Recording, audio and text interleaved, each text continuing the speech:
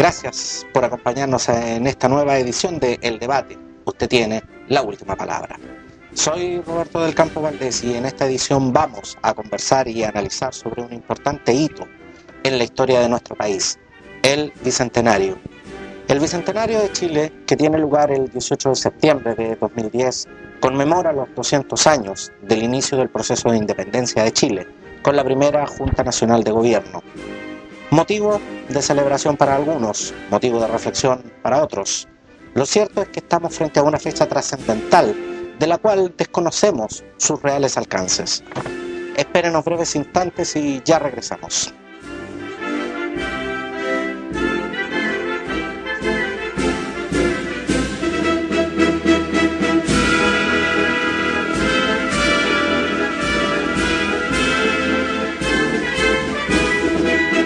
Y junto a mí se encuentra ya dispuesto a conversar con nosotros el señor Freddy Timmerman, profesor de Historia y Geografía, licenciado en Historia, magíster en Historia de Chile con especialización Teoría y Metodología de la Historia Reciente de Chile, doctor en Historia de Chile. Freddy, bienvenido al debate. Muchas gracias por esta invitación. ¿Cómo estás, Freddy? Muy bien, trabajando en mis temas historiográficos y muy contento porque un tema histórico de largo alcance, bueno, malamente, medianamente o buenamente, se está pensando, se está hablando. El Bicentenario, dentro de todo, está generando esta reflexión. Hemos sido bombardeados verdaderamente por los diferentes medios de comunicación. Yo diría en los últimos 3 años, que casi me atrevería a decir que la palabra bicentenario está ya incorporada a nuestro vocabulario más coloquial. Pero como nación, ¿tenemos claro qué significa que Chile cumpla un bicentenario? No, yo creo que no.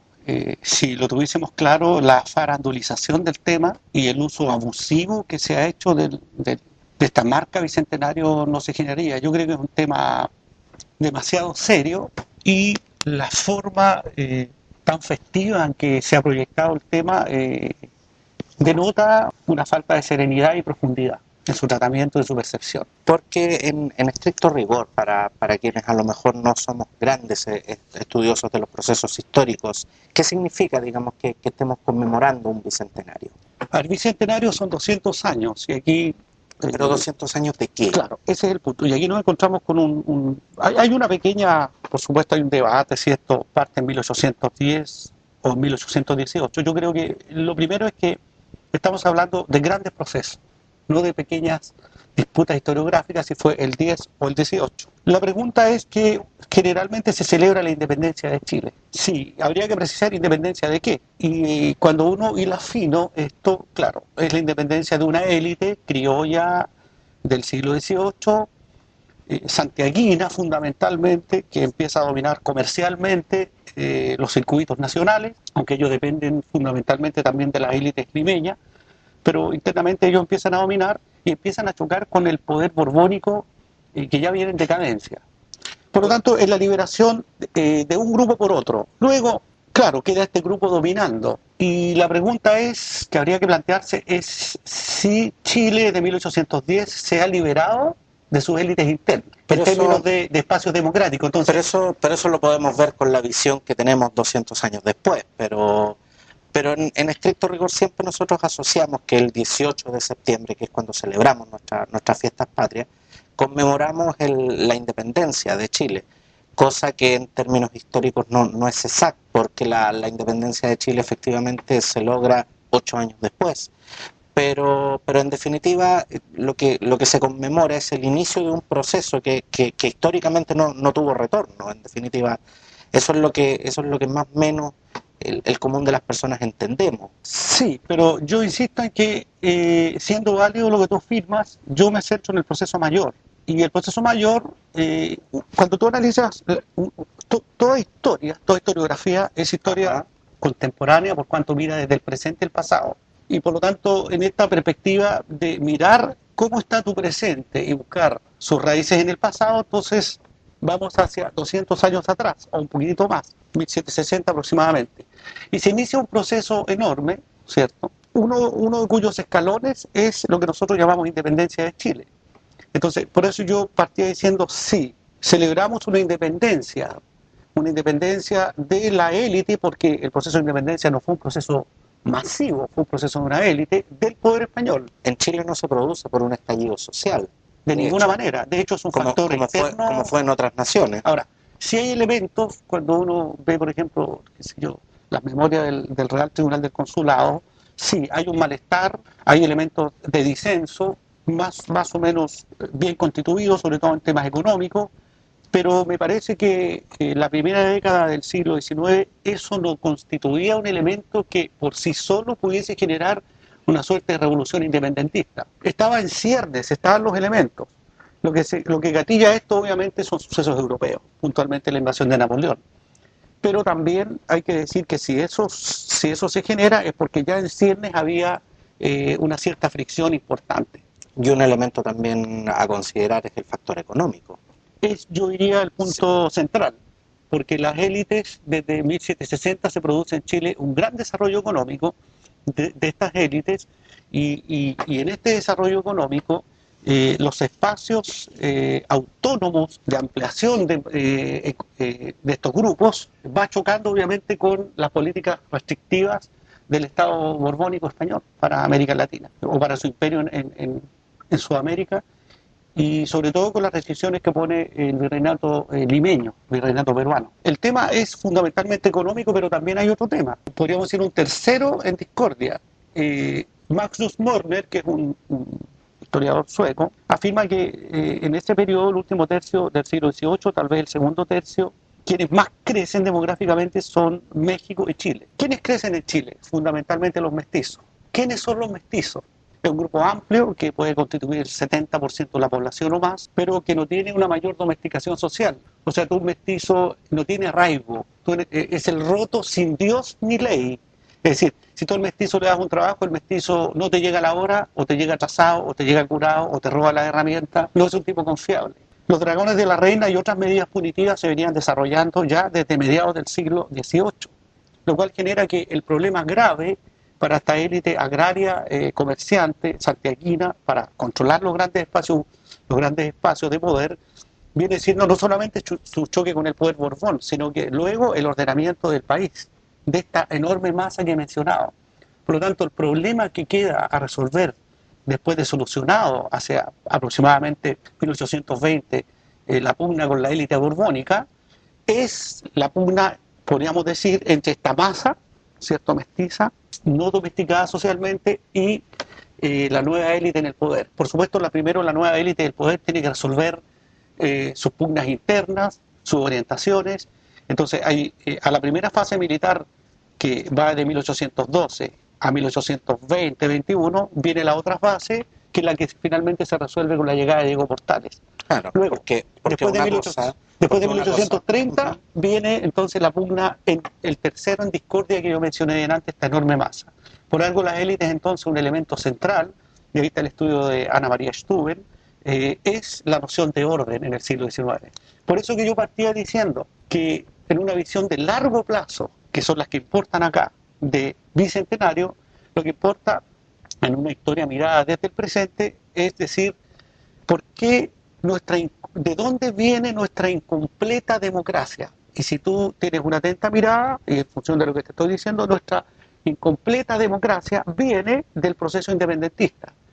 Por eso cabría preguntarse, ¿nos independizamos de quién realmente? ¿Nos hemos independizado de las élites diversas que nos han gobernado? Bajo esta perspectiva, la respuesta no es plenamente feliz, solamente en parte, y como no es una respuesta plenamente feliz, uno se cuestiona, bueno, ¿qué es lo que estamos realmente celebrando? Claro, pero se podría decir que es un proceso que aún no ha llegado a su término. En la perspectiva que yo lo veo, sí, porque nuestra incompleta democracia de origen sigue incompleta hoy día. Para mí como chileno, digamos, la conmemoración del Bicentenario es sin duda un hecho importante, pero no me puedo imaginar qué sensación le produce a una persona que es estudioso de los procesos históricos. ¿Cómo vive usted el Bicentenario desde su quehacer profesional? Fundamentalmente reflexionando sobre un proceso mayor que son los 200 años. Esto nosotros lo hemos venido haciendo hace varios años ya. Procurando percibir, a ver, el Bicentenario tiene muchos procesos mayores. La historiografía es vida, y la vida en sus manifestaciones muy diversas. En lo personal yo analizo el tema político, que es mi especialidad, y dentro del tema político me he centrado en las élites, precisando lo que ya te he mencionado. De esta manera uno lo vive, básicamente, escribiendo, pensando e intentando dar verosimilitud, pero también coherencia a una mirada de largo plazo. Y resulta muchas veces complejo hacer eso. Es complejo, pero y además es incompleto. Uno en este sentido, en las generalizaciones que hace, es injusto, porque cuando uno habla de élites, da la impresión de que uno las condena, y no, dentro de las élites hay gente de muy buena intención. No, claro, O'Higgins, Carrera. Es un tema que se analiza. Entonces, bajo esa perspectiva, cuando uno expone los hechos, da la impresión de que uno condena, ¿cierto?, a todos nuestros héroes, a todas nuestras élites. No. Pero ellos han tenido el privilegio de equivocarse, no todos, por amor a la patria. Pero al mismo tiempo, muchos han utilizado este espacio de poder privilegiado que han tenido para no servir a la patria, sino que para servirse del poder. Pero para usted como historiador que analiza, que piensa, que tiene que lidiar con un montón de hechos históricos que no le tocó vivir, ¿qué sensación le produce estar viviendo hoy este hecho? Yo creo que esta es una oportunidad. Ahora, yo en lo personal hago historia moderna e historia contemporánea. Por lo tanto, el pensar el siglo XVIII, ese tercio del siglo XVIII donde empieza la historia contemporánea, ese tercio del siglo XVIII donde termina la historia moderna, para mí es un evento cotidiano porque vengo haciendo hace muchos años clases de esos temas. Luego, y siempre vincular la historia de Chile con lo que está pasando en los contextos externos es un ejercicio normal, para mí por lo menos. No me ha generado un mayor problema, salvo quizás... Ni tampoco una excitación más allá de lo normal. No, pero salvo quizás porque, claro, se espera que uno sea una especie de, no sé, utilizo la palabra de Polazar, de profeta del pasado respecto a ese tema. La gente tiene de repente muchas expectativas respecto a lo que uno pueda decir. Y si bien es verdad que uno, claro, intelige el proceso con mayor precisión, coherencia, verosimilitud, cuidado que también hay vacíos historiográficos, hay temas que no han sido investigados y uno intenta generar una reflexión lo más honesta, pese a estas falencias, es posible. En ese sentido uno se siente un tanto tensionado. O sea, podemos en ese sentido, digamos, diferir de que obviamente las ciencias históricas son una ciencia dinámica. Absolutamente. No es una cosa que esté ya todo dicho, digamos, todo obviamente contextualizado, pero sí, digamos, podemos hablar de que los procesos históricos siguen moviéndose, en definitiva, sobre todo, siendo tremendamente dinámicos. Sí, son dinámicos sobre todo porque, como decía adelante, la historia se hace desde el presente y a este presente de ahora seguirán otros presentes y vendrán nuevos historiadores mirando con otros métodos, otras teorías, las mismas fuentes y por lo tanto percibirán el proceso de otra forma. Bajo esa perspectiva, la historiografía la hace el historiador. Bajo esa perspectiva es dinámica. Freddy, en este programa literalmente vamos a hacer un poco de historia. Para que se celebre un bicentenario tuvo que existir un centenario, obviamente. Hace 100 años atrás, ¿cómo se celebró esta fecha y en qué condiciones estaba el país entonces? El país estaba bajo lo que se llama la oligarquía parlamentaria, el gobierno de un grupo muy reducido, de unas tal vez 200 familias, en el momento en que votaba entre el 1 y el 2% de la población.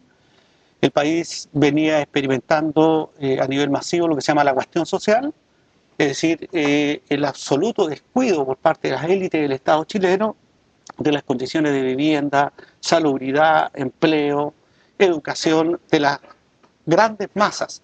La cuestión social es una enorme vergüenza, ¿cierto?, que el país arrastra por mucho tiempo y que no es solucionada en ese minuto. También venía experimentando hacia 1910 la toma de conciencia... ¿Quién gobernaba para el centenario? Pedro Montt.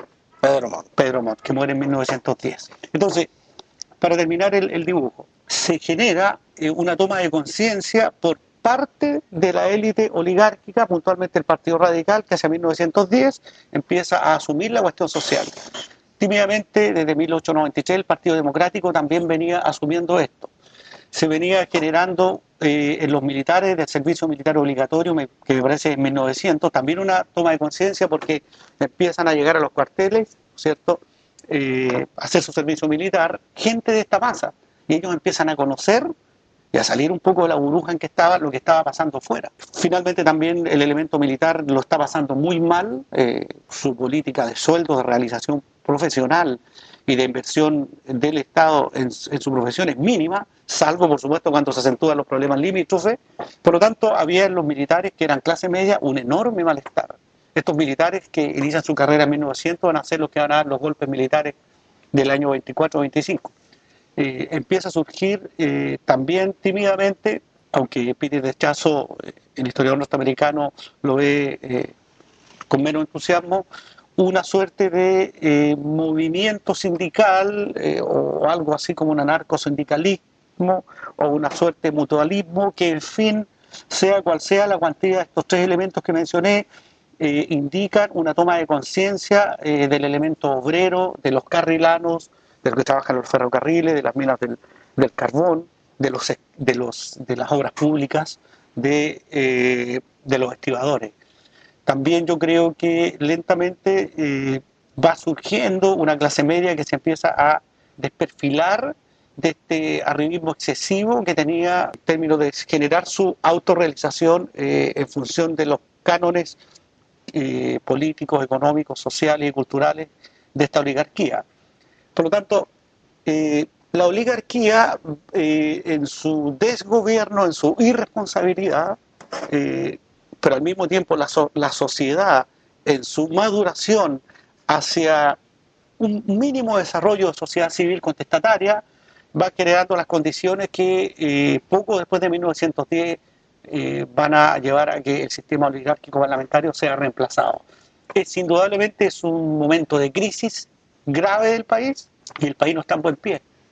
100 años después, como país, ¿en qué situación estamos? Es indudable que la materialidad hoy día para las grandes masas está en un muy buen momento. O sea, hoy día el pobre es muy difícil definirlo por su pobreza material. El pobre tiene autos, tiene televisores de pantalla plana y tiene zapatillas de 40.000 pesos. Más bien el pobre hoy día es una tipificación cultural, con la palabra flaite, por ejemplo, es un menoscabo en esa perspectiva.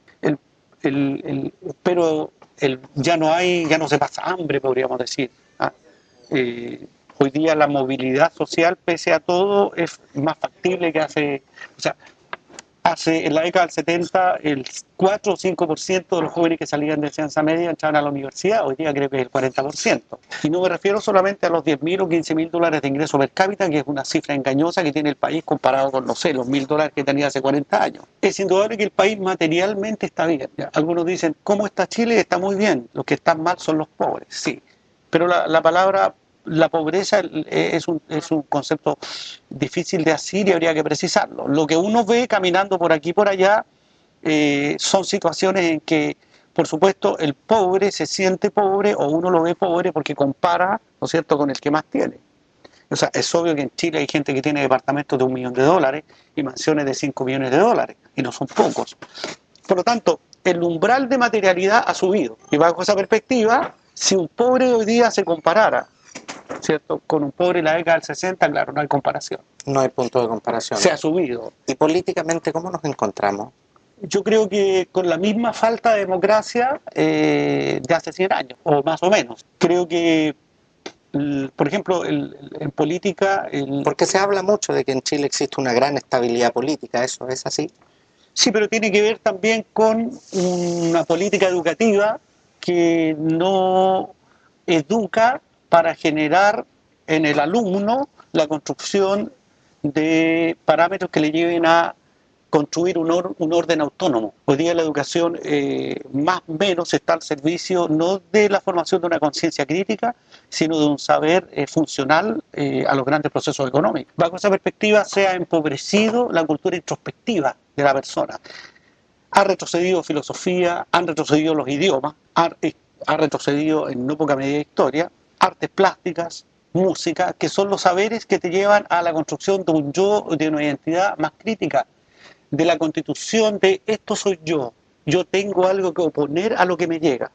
Por lo tanto, si tú no construyes en un alumno desde pequeño esa conciencia del yo, la construcción de cultura introspectiva autónoma es más débil. Finalmente se parte por eso, por la educación. Esto me parece que no colabora esta falencia que podríamos traducir como que el Estado no se preocupa del derecho de información del ciudadano desde pequeño para que ésta construya, ¿no es cierto?, el espacio social donde vive, porque la democracia es básicamente el derecho que tú tienes de participar en la construcción del espacio social donde vives. Entonces, si tú no tienes este protagonismo, es indudable que cedes este protagonismo. Y en esta sesión del protagonismo tenemos a la educación, pero también tenemos una cultura general donde, por ejemplo, la televisión nacional del país poco colabora con gente, qué sé yo, como Felipe Camiroaga o como los programas de farándula de la televisión para instalar un saber de mayor riqueza. Nos hemos quedado atrás en esos aspectos. Es indudable, y cuando uno habla de farandulización, uno también entiende que la gente tiene derecho a elegir sus espacios de felicidad y que si el joven bellingo, bueno, me parece bien que lo haga. Pero es indudable que en esa perspectiva este joven va a tener muy pocos elementos para participar en política. Para los griegos, el que no hacía política era un idiota, era un asunto incomprensible. El griego no entendía cómo tú podías dejar que otro construyera el orden donde tú vives. No le cabía en la cabeza. Entonces, ¿quién tiene la culpa en esto? Bueno, los jóvenes yo creo que han sido mal educados en esta perspectiva. También me parece que hay síntomas que vienen desde el régimen militar, que sus padres han heredado y que vienen incluso más atrás. Es una crónica falta de participación en la construcción del orden social y es una crónica cesión hacia las élites de esta construcción del orden social, élites que no son adecuadamente controladas. Entonces, bajo esta perspectiva, tú me preguntas cómo está el país. Bueno, yo veo un país donde se nos presentan 3 candidatos presidenciales y donde el Estado nos garantiza una mayor variedad y financiamiento para la presentación de otras candidaturas alternativas, por ejemplo. La ley misma de financiamiento de los partidos políticos y de las campañas electorales, claro, mantiene el poder de financiar una campaña en manos de estos enormes conglomerados. Finalmente, tú terminas votando por el menos malo. Entonces, bajo esa perspectiva, me parece a mí que la sociedad chilena no desarrolla, aunque se ha avanzado, pero no desarrolla una sociedad civil contestataria. Me parece que la concepción de ciudadanía está debilitada porque el Estado no se ha preocupado mayormente de potenciarla.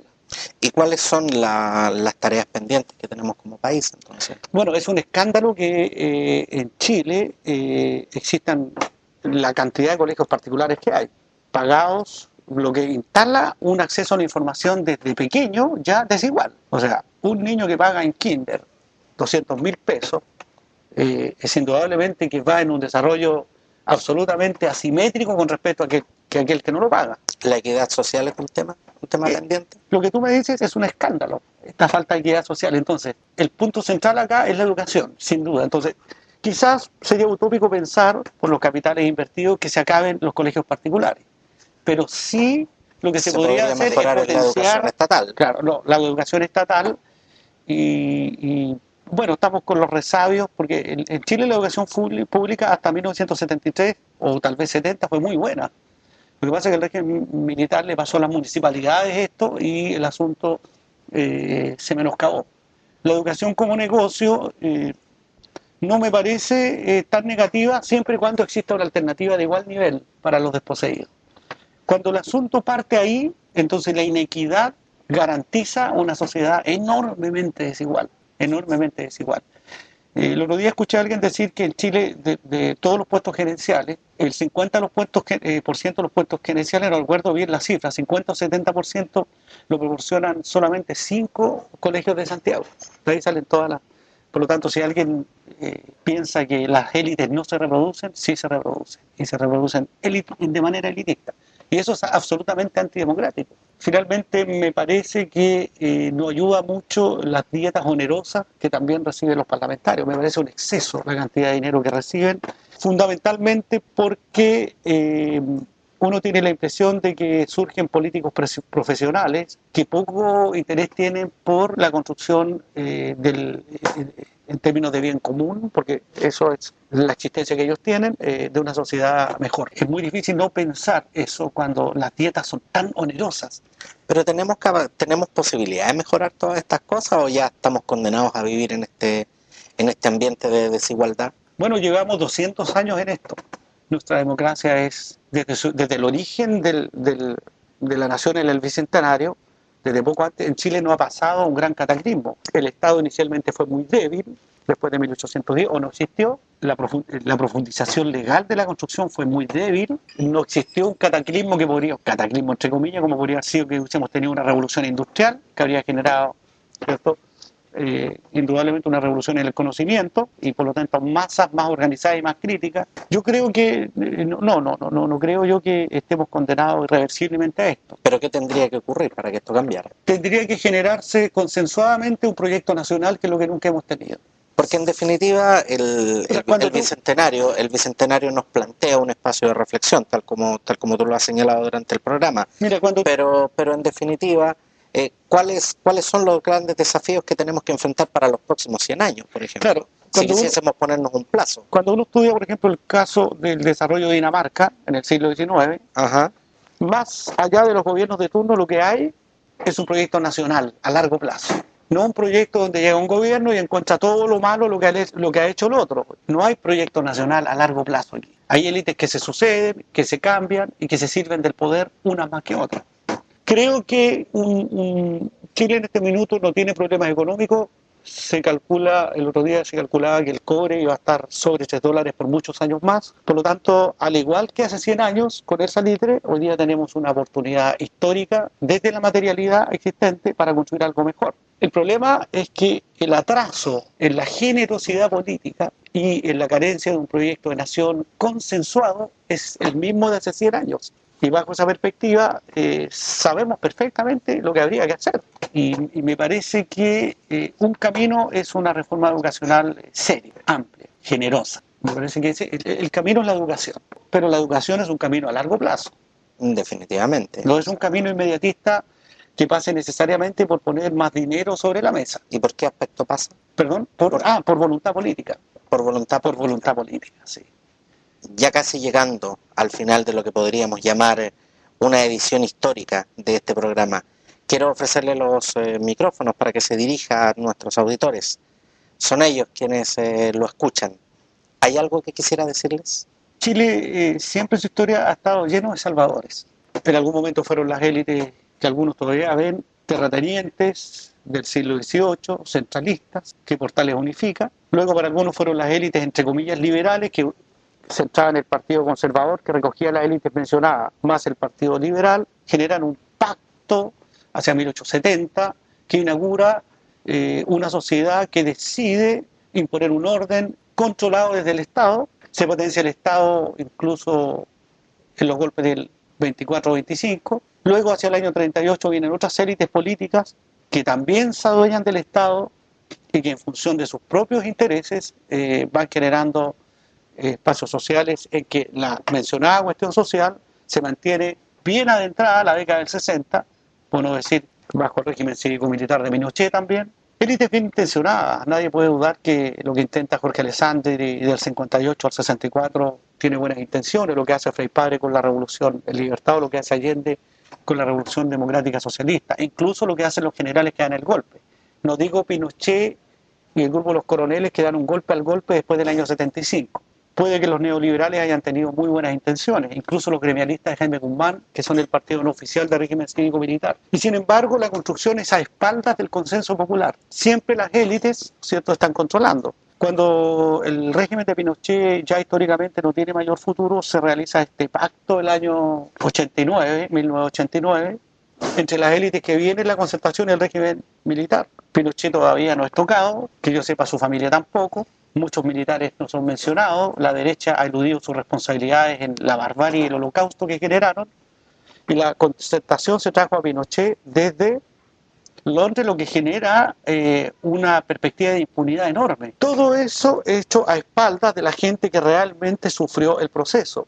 No solamente la violación de los derechos humanos, sino que también, ampliando este concepto hacia la violación de los derechos económicos, educacionales, todo el elemento paupérrimo que generó el régimen militar. Y finalmente la concertación, que me parece a mí desgastada por querellas internas menores, creo que perdieron de vista el proceso mayor en que estaban y se desprestigiaron ante la ciudadanía. Entonces, tú me dices, ¿qué puedo decir yo? Puedo decir que la gente tiene que ser más responsable de la construcción democrática. La gente no puede esperar que le construyan una democracia porque eso es otorgar a las élites la construcción del espacio que es propio. Cada uno se hace cargo de su espacio democrático. O sea, yo no puedo decir, oye, está contaminado, pucha, el gobierno no hace nada, mientras tanto yo estoy fumando. Todavía existe lo que algunos llaman el síndrome de patrón de fondo. Y la gente creo que tiene que hacerse responsable desde los espacios cotidianos, desde la crianza a los hijos, desde las relaciones matrimoniales, ¿cierto? Desde las amistades, de la construcción democrática y respetuosa del espacio social. Y en esa perspectiva de un índice que no tiene nada que ver con lo académico aparentemente, soy un tanto pesimista. Y sin embargo tengo la esperanza de que en algún momento la gente sea más responsable del espacio social donde vive y que no espere que le construyan este espacio. Y eso definitivamente se puede conseguir con una mejor educación. Es indudable, con una mayor educación. Centrada en un proyecto nacional a largo plazo y consensuado. No me queda más que agradecer su presencia hoy en el programa y desearle, por supuesto, que tenga un feliz bicentenario. Muchas gracias, Freddy. Muy amable, gracias. Así despedimos otra edición donde contamos con la presencia de Freddy Timmerman, profesor de Historia y Geografía, licenciado en Historia, magíster en Historia de Chile con especialización Teoría y Metodología de la Historia Reciente de Chile y doctor en Historia de Chile. Vuelva a escuchar este y todos nuestros programas en nuestra página oficial www.programadeldebate.cl. Síganos en Facebook y escúchenos a través de Snip y Podcaster. Temas, personajes, historias, realidades, el debate. Usted tiene la última palabra.